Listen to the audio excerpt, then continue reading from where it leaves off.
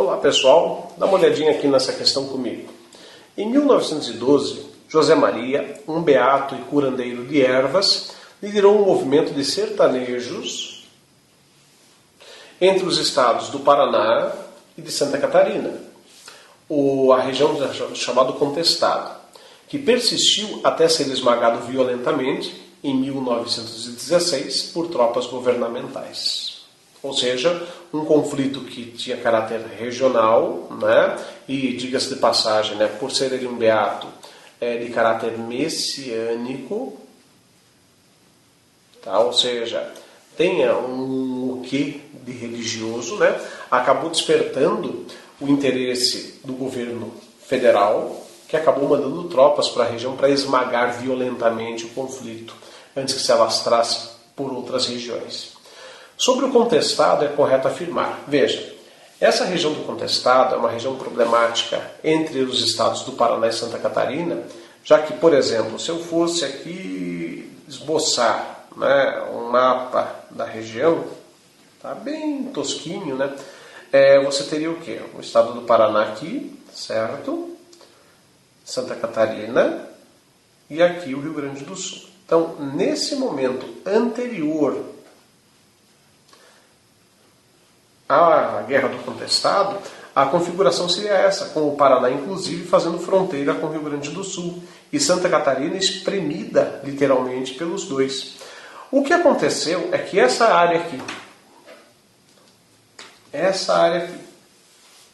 já tinha sido alvo de disputa entre o Brasil e a Argentina, né, no século anterior, tá? Foi resolvida a questão bem no comecinho do século XX, que é a questão de Palmas, inclusive com o arbitramento de um juiz muito importante, que era o presidente dos Estados Unidos, e acabou resultando na incorporação de boa parte dessas áreas, que eram argentinas, ao Estado brasileiro. Pois bem, isso acaba configurando essa fronteira nova. Até aí tudo bem. O fato é que, com o tempo, de São Paulo até o Rio Grande do Sul, seria feita uma estrada de ferro, a São Paulo Highway, que teria mais ou menos essa configuração. O resultado: foram deslocados para cá milhares de trabalhadores vindos das mais zonas remotas do Brasil.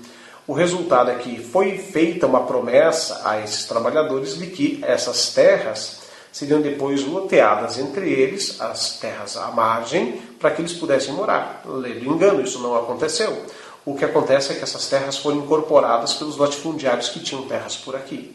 O que acontece com essa massa de sertanejos depois que a estrada ficou pronta? Eles ficaram largados. Nesse sentido, então, alguns monges na região que peregrinavam por essa área desde metade do século XIX acabaram incorporando essa massa de trabalhadores ao seu movimento. Um deles era o José Maria. Na verdade, não era monge, não era beato, ele era um soldado paranaense chamado Miguel Lucena, que adotou esse nome e acabou dando vazão a esse pessoal e a esse movimento, fixando-se no atual estado de Santa Catarina, na cidade de Irani, e a partir dali incomodando os latifundiários. O resultado: tropas, tanto do Paraná como de Santa Catarina, são enviadas para a região, sem sucesso. O resultado disso é que começa o conflito armado. Perfeito?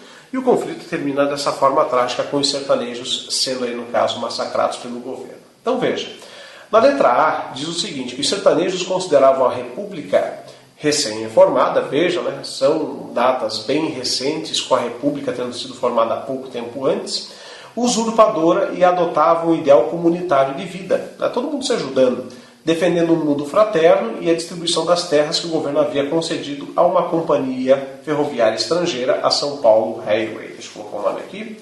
São Paulo Highway.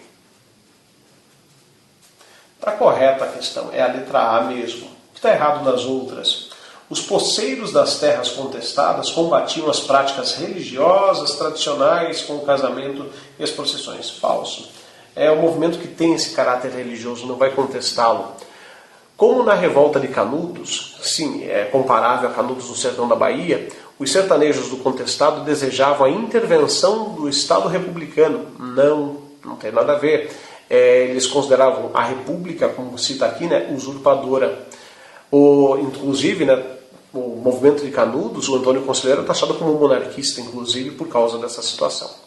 O movimento inspirou-se nas revoltas dos camponeses durante a Revolução Francesa e atacou os símbolos da ação governamental, como os cartórios, câmaras municipais. Bobagem. O movimento ele tem inspiração, sim, da França, mas não na época da Revolução, não. É na época do Carlos Magno. Tá? Então, só para constar, né? Os sertanejos não eram tão ignorantes quanto se imagina. Tá? Eles conheciam um pouquinho de história, sim, mas não é da história da Revolução Francesa. Os sertanejos receberam o decisivo apoio dos setores intelectuais adeptos à difusão das ideias racistas no Brasil. Falso, não tem nada a ver com a situação, ok?